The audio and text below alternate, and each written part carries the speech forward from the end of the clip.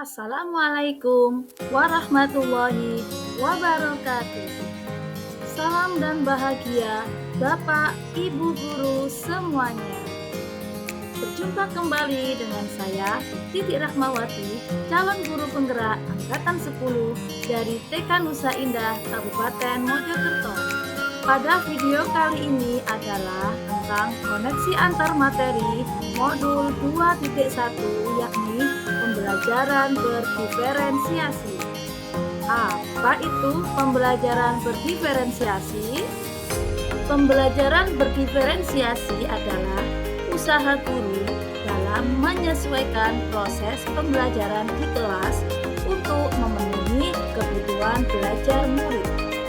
Lalu, pembelajaran berdiferensiasi adalah pembelajaran untuk mendukung semua murid di kelas kita. Maksudnya apa ya? Perlu diingat bahwa setiap anak adalah unik. Mereka mempunyai kelebihan dan kekurangannya masing-masing. Begitu pula dengan minat, gaya belajar, kebiasaan, pola pikir, kemampuan literasi, dan lain-lain. Pasti berbeda kan? Nah, disinilah diperlukan usaha guru untuk dapat memenuhi kebutuhan belajar murid yang berbeda-beda, agar mereka merasa nyaman saat belajar di kelas. Dan tentunya tujuan pembelajaran akan dapat tercapai dengan baik. Lalu, bagaimana cara untuk dapat melakukan pembelajaran berdiferensiasi di kelas? Agar dapat melakukan pembelajaran berdiferensiasi, yang guru harus lakukan yakni yang pertama, guru harus memahami tujuan dari pembelajaran.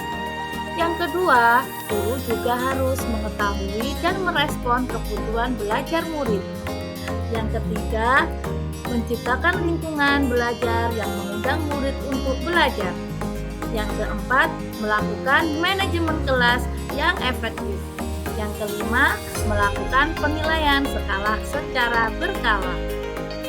Lalu, berkaitan dengan kebutuhan belajar murid, guru harus memahami 3 aspek berikut ini. Yang pertama, yakni kesiapan belajar murid atau readiness. Yang kedua, minat murid. Dan yang ketiga, profil belajar murid.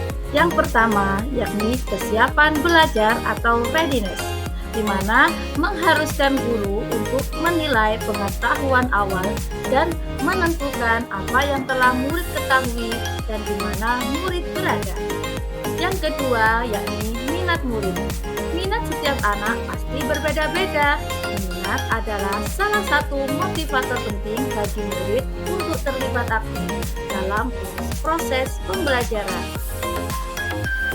Yang ketiga, yakni profil belajar murid, di mana profil belajar murid ini meliputi lingkungan, budaya, gaya belajar, serta kecerdasan macam murid.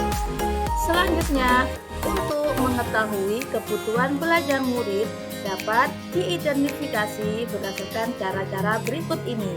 Yang pertama, yakni mengamati perilaku murid. Yang kedua, mengidentifikasi pengetahuan awal. Yang ketiga, mereview dan melakukan refleksi terhadap praktek mengajar.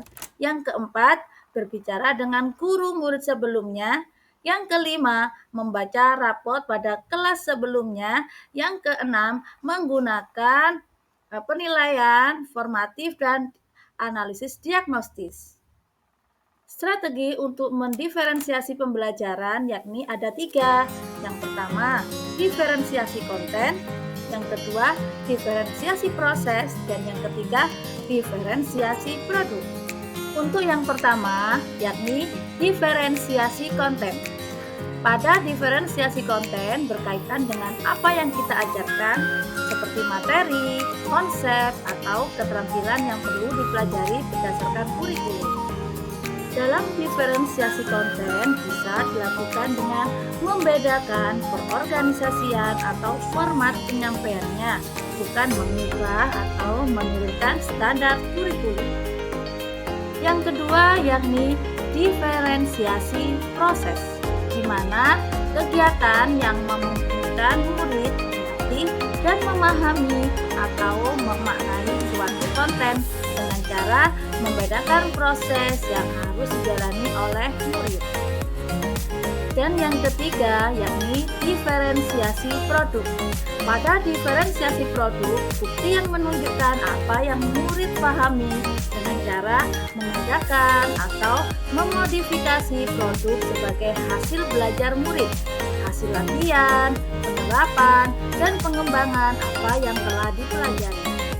Adakah keterkaitan antara modul pembelajaran berdiferensiasi dengan modul-modul yang lainnya seperti modul 1.1, 1.2, 1.3, dan 1.4? Untuk dapat melakukan pembelajaran berdiferensiasi, maka guru harus berusaha memenuhi kebutuhan belajar anak sesuai dengan kodrat alam dan kodrat zaman berdasarkan filosofi pendidikan Bapak Ki Hajar Dewantara. Dalam melakukan pembelajaran berdiferensiasi, seorang guru penggerak harus berpihak pada murid, reflektif, mandiri, kolaboratif, dan inovatif untuk menciptakan pembelajaran berdiferensiasi agar dapat memenuhi kebutuhan murid. Dengan demikian, seorang guru penggerak dapat mewujudkan kepemimpinan murid dengan menuntun anak merdeka belajar. Hal ini sesuai dengan nilai dan peran dari guru penggerak.